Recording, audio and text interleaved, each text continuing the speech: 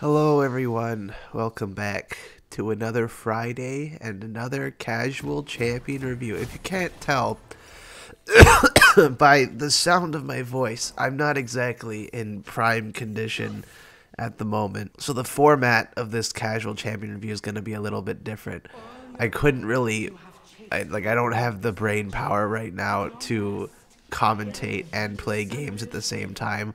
It doesn't help that my opponent jungler was a diamond or masters jungle main, but I travel somewhere for the first time since the start of the pandemic, and I get sick. And I think because of that, I haven't been sick in like 5 years. So I think my immune system is like super weak right now. But last few days not been fun, as sick do. It's fever. It's not the COVID, thankfully. I took my vaccines, I got my masks and stuff, but I think it was just passed on through family members. It was just some kind of fever, though I got it a lot worse than everyone else. I was like throwing up all night and not fun. The recording you're listening to right now of my voice was recorded after the game was going, just for ease of stuff, and also my bot laners didn't want to leash for me, so that should give an indication that they're really good, right? They did really good this game. You're imagining, probably. Also, before I forget, there's the fan art section. Yes. Oh, it's beautiful. There's so many this time. There's also a couple barred ones there that weren't included the last time because they were uploaded, or like I saw them a little bit, like maybe like an hour before the video went live, and I was asleep and the video was already uploaded, so they weren't included. I want to make sure they're all included because I really appreciate you guys putting in the time for this stuff. It's really cool. It kind of sucks. I was all in a great position to be really productive this week. Like, I had so many stream videos I wanted to record. There were 2 scripts I wanted to do. I'm trying to find some additional editing help and want to work on the Season 7 rewind. So many things I want to do, and then just being sick throws a wrench in my plans, but I didn't want to skip the casual champion review this week because I feel like I've already kind of been a bit slow at releasing the bigger videos, and if I start slacking on casual champion review as well, then my content's kind of doomed. But anyway, talking about Bel'Veth is going to be a bit interesting because I've talked about her at length twice already. I talked about her in her own dedicated video and in the Season 2022 rewind. Really, my opinion about her has not changed in pretty much any facet, from lore to design to gameplay, all that stuff. For a bit of a refresher, though, on her lore, her lore is really quick. It's really fast because a lot of her lore is again kind of, it's like cho'gath. It's kind of explaining what the void is. Voidborn, like Bel'Veth, were designed, like hand designed by the Watchers with a specific function. Not all Voidborn are like this. A lot of them are just like, like Malzahar's little gooms. They're just monsters for an army, basically. But sometimes Voidborn are designed with specific functions in mind, like cho'gath is supposed to eat the world, or vel'koz is supposed to gather information. And Bel'Veth was created to be a leader of like the Void army, and also to, weirdly, they say it's like to appeal to the humans and their emotions. That whole part is weird, but regardless, she's festering for a while in an ocean outside of the port city of Bel'Veth in Shurima, and she is eventually unleashed and devours the entire city. So because she devoured the entire city, the Voidborn are what they eat, right? They become and take aspects about what they have consumed. So Bel'Veth took on a lot of characteristics of humans because she ate a lot of humans. The Bel'Veth gains a weirdly high amount of sentience compared to other Voidborn. Probably the only one with a comparable level of sentience is vel'koz, because the crux of Bel'Veth is that she is technically a Voidborn, but is no longer associated with the Void. She grew a level of sentience that she doesn't want the world to be destroyed, as her masters, the Watchers, created her to do, and the other Voidborn to do. She realizes, what's the point in destroying the world? I want to rule the world. I can make the world better under my own image. So, basic supervillain jazz. And so now she just has the goal of, just taking over the whole world, spreading her lavender sea, as she calls it, which is what's left of Bel'Veth anyway, the city, That's another thing as well, is that most Voidborn, are pretty actually all Voidborn, I'm pretty sure, do not name themselves because they have no purpose. Vel'koz and Bel'Veth are the only ones that really have any level of sentience. So the fact that Bel'Veth named herself after the city she devoured is pretty evident of just how intelligent she is. Unfortunately, her lore hasn't really progressed forward at all. She had that little cinematic with Kaisa. Still, we have had no closure on what happened there. Is she still in Kaisa's control, or is Kaisa still in her control?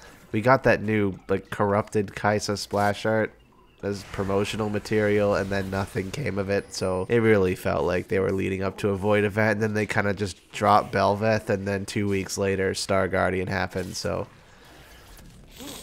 yeah. Also, I remember this Akali syndrome in a nutshell. Look at that. Akali players, man. It's just like Lee Sin. But her lore is pretty, you know, I've gone over it several times. That's really all there is to it.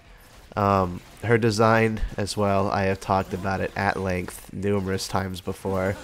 And my opinion on it really hasn't changed that much. I still think she's kind of a mess. And that's probably because her design development was a mess.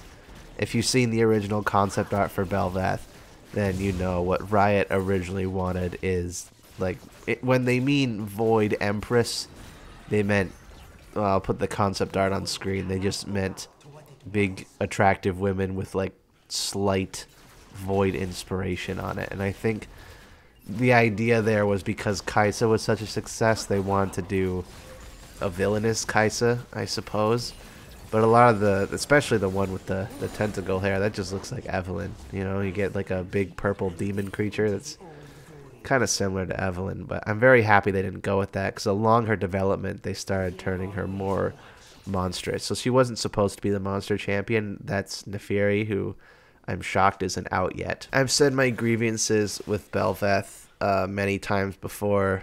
That, like, I do appreciate that they tried to turn her more monstrous, but because it's very clear that was a mid-design decision, that it didn't go all the way through, hence why she has her human disguise. And the human disguise is an interesting idea, because, like I said, they said the Bel'Veth, they want her to be a leader not just for the Voidborn, but to bring the humans into the new age of the Void, I guess. So I guess being more human appeals to them in that way. I don't know. The problem is that it literally says in her lore that, I have the quote here, she does not lie, ask questions, or obfuscate the truth. So, you know, she doesn't hide the truth. Why does she have a disguise? That is the opposite of all those ideals.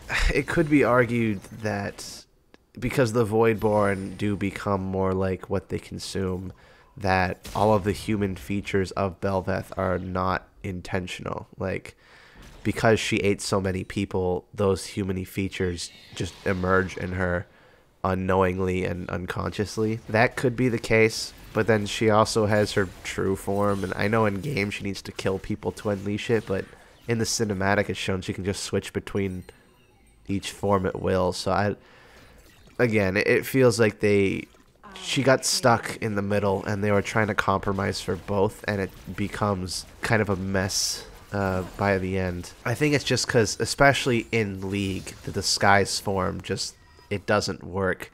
In the cinematic, when she's in her disguise form, she's a lot more slender and curled up, and then when she emerges into her big monster form, she's huge and wide. But in League, she stays around roughly the same size, I suppose, for visual clarity. I don't really know, but because of that, she just looks goofy. You know, like, if I take a look at the concept art, if you take a look at the art for her short story Pinwheel, you can see she looks a lot better because the head is much smaller. In League, most of the body is the head, so naturally you're gonna be most of her body is the monster head, but it's like the mouth is covered up. She has random legs sticking out of the bottom of her. The head looks like it just looks confusing. Maybe that's the point, but I can't help but feel like the mark was missed. Like they could have changed the form a bit, or at least changed the alt form to where it doesn't look so goofy. Like the alt form especially looks like a cartoon character. There's also her personality. A lot of people pointed out her accent as being weird. I don't think that's weird at all. She consumed a lot of Shuriman, so she has a bit of a Shuriman accent. I think that makes total sense. There is one thing about her, though, that I find quite interesting, and I think a lot of people misinterpreted when I said this in the season 2022 rewind. It's proclaimed that Bel'Veth is the most powerful Voidborn there is. Stronger than Bel'Veth, stronger than cho'gath, stronger than the Watchers, all that jazz. But the source of that information is Bel'Veth. And I posed the idea. I feel like that's my bad that I didn't make it clear that it was simply my idea. It's not canon that Bel'Veth simply thinks she's one of the strongest Voidborn to have ever lived. There's a high chance maybe she is, you know. But I personally like the idea that because she consumed so many people and she took so many of their emotions and she took human intelligence and even anger and stuff, who's to say that she wouldn't take pride and ego and overconfidence and stuff? So she is severely overestimating how strong she actually is. That's really all I have to say about Bel'Veth's design. I've said it probably 1,000 times at this point. It's like I said, there's 2 whole videos where I discuss her in depth, and my opinions have not changed that much. This casual champion review is probably going to be really short compared to the others. You know, one, because I've talked about her so much already, but also because my voice is dying right now. So we're 15 minutes in, usually when we're not even done the lore segment, but we'll move on to gameplay now. I think gameplay is easily the weirdest part about Bel'Veth. I was considering making like a stream talking about champions with like how good their gameplay matches their thematic. Like I guess even in this game, like Set, even if I'm not a huge fan of Set's design, his gameplay really matches the thematic that's promised. The issue with Bel'Veth is, well, one, because she's so similar, she's like a weird version of Master Yi in a way, but because like this style of gameplay makes no sense for the character that's promised. The character in the lore is a leader. She's a mastermind. She's the one controlling everything. She's the one in the back doing all the planning and scheming. She's got telepathy and telekinesis, so psychic powers, but in game, her whole gameplay is stabbing people with her manta ray fins. I think she is easily one of the biggest examples of thematic disconnect, where the fantasy that is promised is really, it's the complete opposite. It'd be like if Lux was a tank. That doesn't make any sense. She's a light mage. Why would she be a tank? I guess TFT does that a lot, though, right? Like, they made Neela a tank in Set 8. Just weird stuff. There is that element of fun to her. I mean, but every stacking champion has. It's always fun to see how many stacks of lavender you can get. I think in this game, I got up to just... I think I got to 3.0 attack speed without any Gwinsu's or Q attack speed bonuses eventually, because I think I get over 100 stacks, which I think is pretty exceptional considering there is a Masters Kha'Zix on the enemy team who is counter jungling me the entire game. I'm checking the score right now. I went 16, 10, and 8 by the end of the game, so that was pretty good. Like, I beat the Kha'Zix there. That felt pretty good. I mean, I pressed the E button, like I just kind of stand there. I mentioned this in the season 2022 rewind as well, that I played her all the way up till Mastery 7. But the instant I got Mastery 7, I kind of just stopped playing her. I think I tried to gaslight myself into liking her, because I was so desperate for any Void content at all. We have been starved of Void content. Rek'Sai has been the last Voidborn, like, you know, up until Bel'Veth, of course, and then Kai'Sa was dumped on us. It's kind of a slap in the face to Void enjoyers everywhere. So I like, every fiber of my being wanted to like Bel'Veth, and I can't. I think she's just too much of a mess, and every aspect besides her lore. Her lore is pretty good. I like that idea of a Voidborn turning against the Watchers. Although vel'koz kind of does that a bit.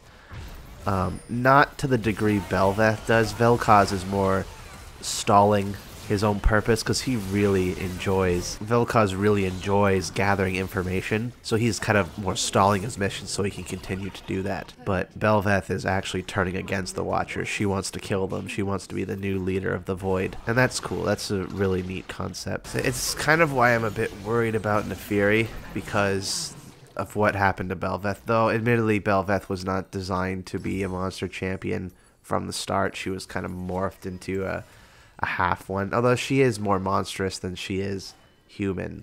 But I really hope Neferi brings it home and is like the actual creature champion we've all been waiting for, because I'm pretty sure Rek'Sai was the last one. As for her skins, well, she has one. She has Battle Boss Bel'Veth. Battle Boss Bel'Veth confuses me because no other arcade skins were released alongside her. It was just a one-off Battle Boss Bel'Veth. But also because I know I've gotten flack for this before, saying that I wasn't a huge fan of Star Nemesis Morgana. I don't watch Sailor Moon, so I don't know the tropes. I wouldn't know that Morgana is meant to play into one of the stereotypical tropes of Sailor Moon. But the way I saw it is that Morgana's character is that she is an evil being in the same vein as Fiddlesticks, like same aesthetic, that puts on a human disguise to fool and trick people. And all I'm thinking is like that's just Bel'Veth.